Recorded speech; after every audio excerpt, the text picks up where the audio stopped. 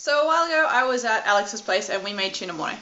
I was going to give him the recipe and write it down, but I haven't actually yet. So instead I'm going to make it because I'm hungry, and tuna mornay is fantastic. So I hope this works and you can use that. So what you're going to need is butter, a couple of teaspoons worth, tuna, mozzarella cheese, or really any other cheese you like. You'll need lemon juice. You'll need lemon pepper, or just pepper will do if you don't like that. Pasta, milk, and flour. So what I've done is I've got my water under boil to put the pasta in. I've started heating up my pan and I'm preheating my oven. So what you need is a generous dollop of butter, and in it goes. Now you're going to melt that down. And once that's melted down, you're going to put in about a tablespoon and a half to a couple of tablespoons of flour. Don't burn the butter because that would just be plenty of terrible. So once that's mostly melted, doesn't have to be completely melted, but mostly melted, you grab your flour, you grab a tablespoon thereof, yes, oh sorry, that's a half a tablespoon, a tablespoon of flour,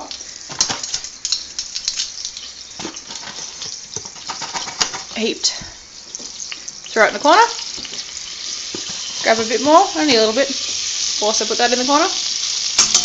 Now you can use self-raising flour, it probably works better with self-raising flour, but I'm not 100% on that one.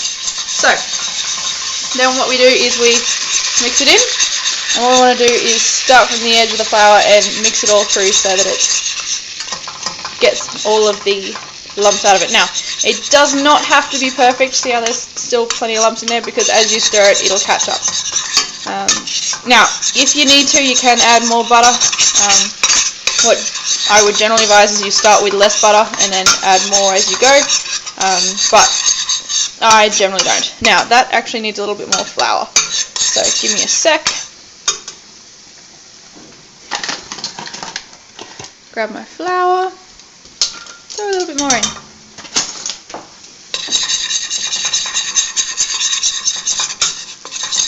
Now, what we want to do is we want to keep stirring this for the next minute while it bubbles away, just to cook this flour because it's going to be the basis for your white sauce.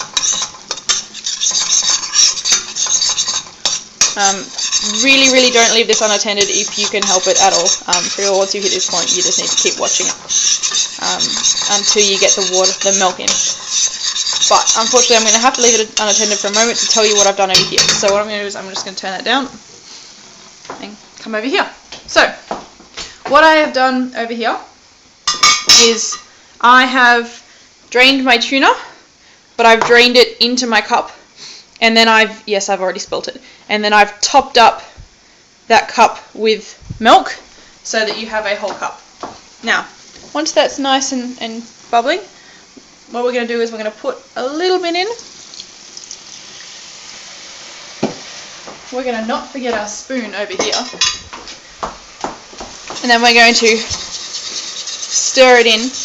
This time you really need to make sure that there are no lumps. It's really vitally important that there are no lumps in this. And so what you need to do is you need to add it little bit by little bit, but see how it's cooking really quick? So you need to get to it pretty quickly.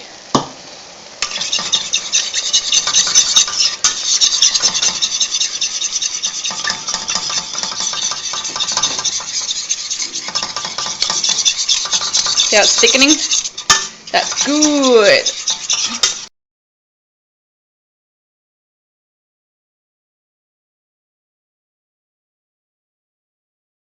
So, what we're going to do now is we're going to go back over to here. We're going to get another cup of milk. Try not to spill this one all over the floor.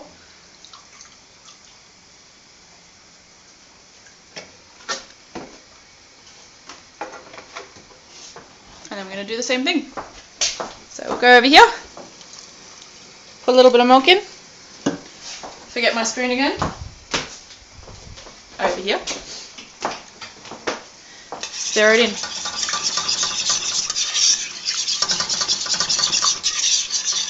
It's really important that you do this quickly and you do this well. If you rush it and just pour all the milk straight in, you'll just get lumps, and lumpy white sauce is not tasty white sauce. Once you get to a certain point though, you'll be able to find that you can just keep throwing it in and it won't make lumps. But till you get to that point, you really need to keep stirring it.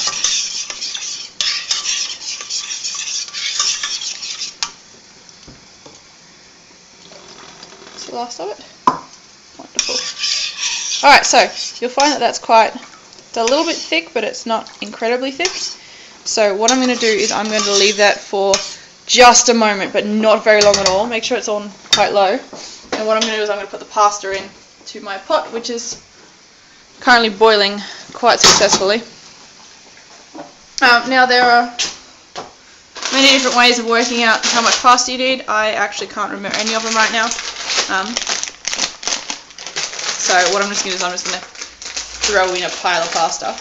I think it's something like a cup to a person, but in this case I'm not a person. So I'm going to throw in way too much pasta. Oops.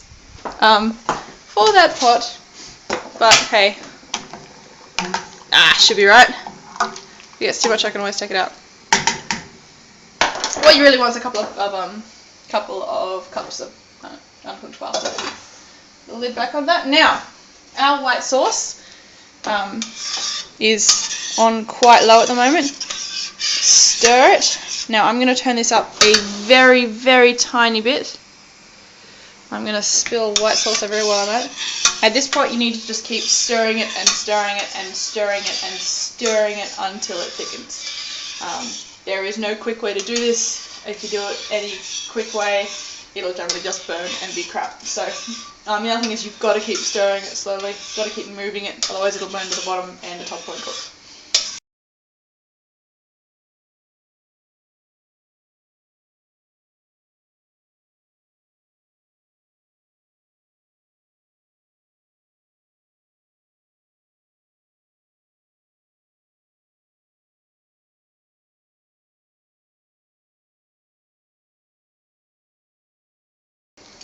Now it's really, really important that you don't let it bubble. See how it's just starting to get it?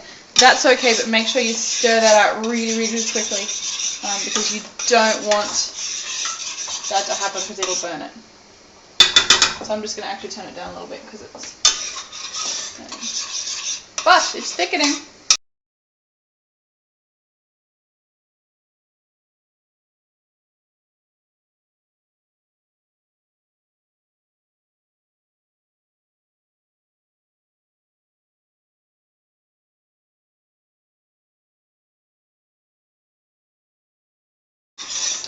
Okay, so I've been stirring it and stirring it and stirring it, and it's starting to thicken up. I'm actually kind of starting to think this might be as thick as it's going to get at the moment. I have made them thicker before, but perhaps I didn't put in enough flour. So, once you've gotten to this point, turn it down so it doesn't bubble, because bubbling is bad. You need to add about a teaspoon's worth of lemon juice. Lemon juice.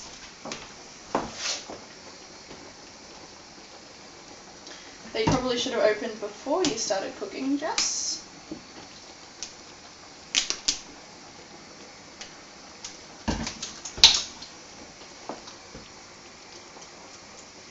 Or a couple of splashes will do it. Pretty well it's to taste. So stir that in.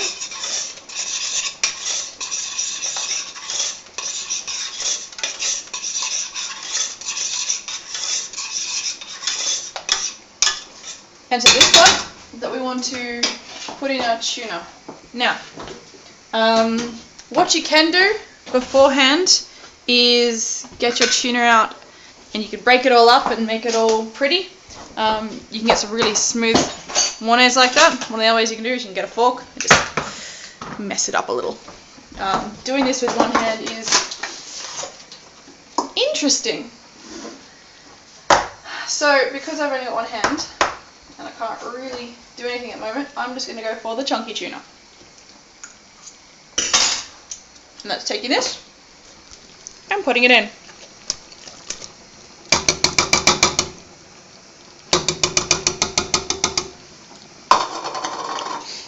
And then breaking it once it's in there. What you really want to do is take it all out of the can before you do this. Mince it up with your fingers until it's really, really fine.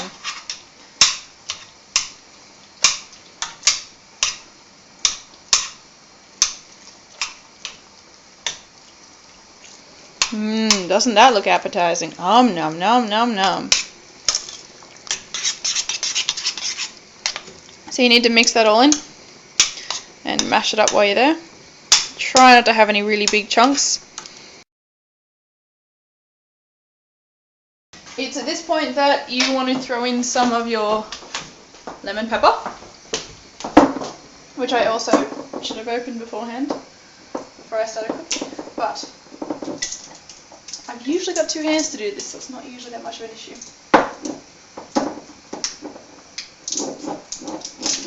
That's right. Take that jar. No, I'm sorry, this is a two-handed job. There we go. So, your lemon pepper, throw some in. Now I like a lot of lemon pepper, but each to their own. Stir it all in.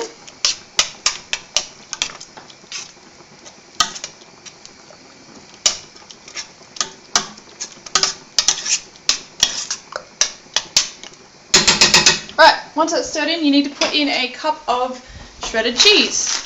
Here's some I prepared earlier. As you can probably tell, I am not the most precise of cooks when it comes to amounts to put in. So I pretty well just throw it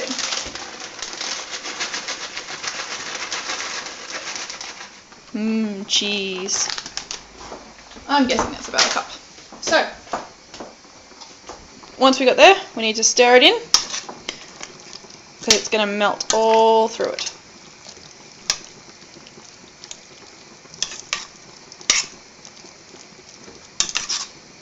Melty cheese. Generally, what I did when I was younger as a kid is I put half a cup of tasty cheese, half a cup of mozzarella cheese. Just gives it a little bit more taste, but I really like mozzarella cheese. So it's a bit each your own. If you want it a little bit tangy, use tasty. If you like it a bit smoother, use mozzarella. I find the mozzarella though will give you these really stringy melted cheese bits that you just can't get with tasty. So while we're making sure the pasta's going okay. P.S. Check out my wooden spoon. We now have 2 of them because we went to a trivia night for Gobbo's work and our table won the wooden spoons. The aim of the night was to buy all the answers. We didn't do that, we just went, that's close enough. So yeah, wooden spoon. Really nice. Really useful. So what I'm going to do is pull out one of the bits of pasta. Just make sure it's cooked. Don't leave this alone too much because if you leave this alone too much it'll burn to the bottom of your thing. And it's at this point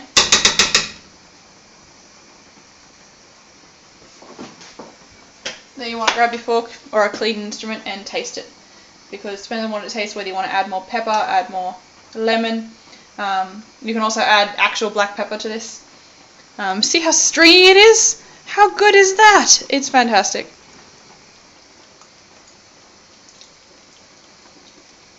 That's actually pretty good. I'm going to add a touch more lemon juice to mine.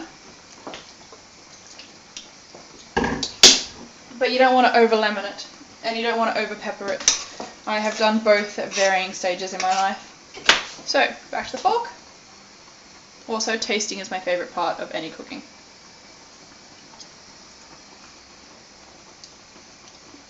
That's good. So, my pasta is pretty good too. So, I'm actually going to need 2 hands for this, but I'm going to drain my pasta out and then I'll be back in a moment. Hello again. So I have drained my pasta. I have turned off my tuna while I was doing that just in case it burnt. So what we're going to do is we're going to mix the two together. There are two different ways of doing it. One is by putting the pasta in your trays first. I'm not going to do that just because I find that it means that it's not mixed in as well. So what we're going to do is we're going to pour our pasta bit by bit in with our tuna, and we're going to mix it in.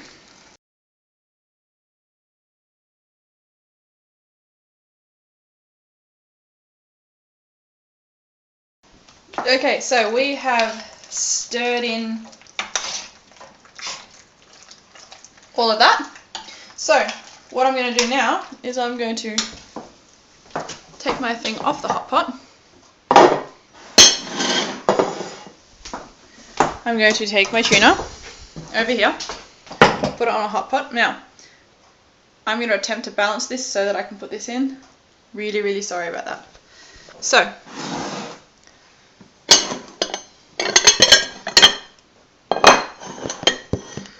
there you go, you have a view of what I'm fairly sure you have a view of my pot. So, what we're going to do is I'm going to pour this into an oven-proof container, making sure I spread it all out while I do it.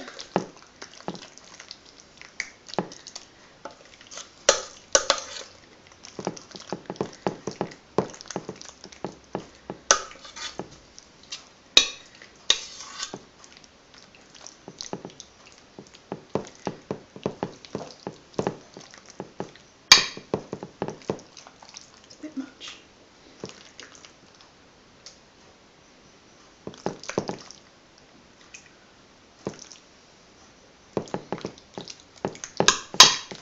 So, once that's all stretched out, I'm going to get my mozzarella cheese. I am going to very liberally cover this in cheese. You want to get it really over everything.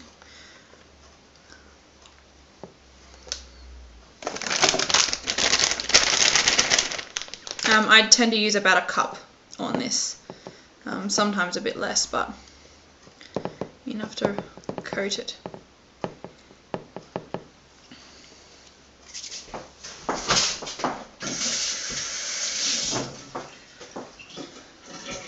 So from here, what I'm going to do, open my oven.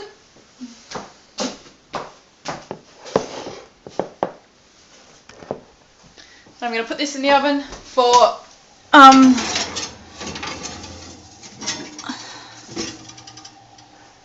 pretty well until the cheese is melted on top. I've currently got it just below 200 degrees at about 180. You can probably go a little bit more than that if you want it to. And if you like your cheese browned, you can use that instead. So I'll see you when it's done. Bye. Hello again. It's been some time, and we're going to check our tuna. And it looks good. Nom nom nom nom. Maybe a little bit too much done on this side, but that's okay. If you like your cheese like that, then that's good for you. So, as you can see, it's all nummy, so we can bring it out. Now, at this point, I would generally let it cool for a little bit before I bring it out, but that's alright. Put it on our hot plate, and there we have it. Let it cool for a little bit, then cut it up and serve it to people. Tuna Mornay, huzzah!